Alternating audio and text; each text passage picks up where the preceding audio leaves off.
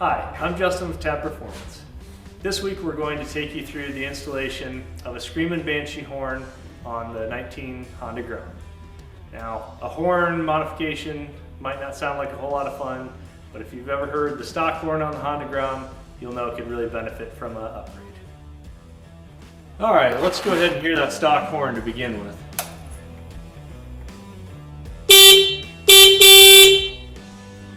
Pretty quiet.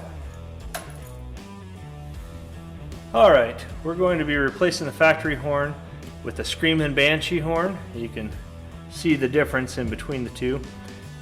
You can pick these up at tabperformance.com. All right, so the first thing we're going to do is go ahead and remove the electrical leads. And to do this, you just grab them and wiggle them off. Next, we're going to use a 10mm wrench, and there's a single nut on the back side that you can just loosen.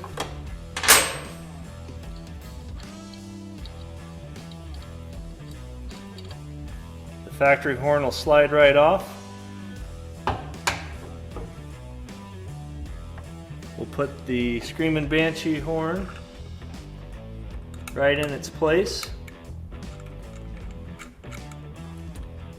Now, one thing you'll want to do is rotate it so that you're not hitting the front forks.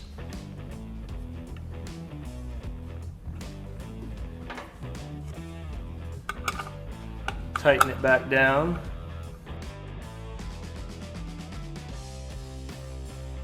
And as the last step, we're going to connect our two electrical leads back up. All right, we're ready to hear it.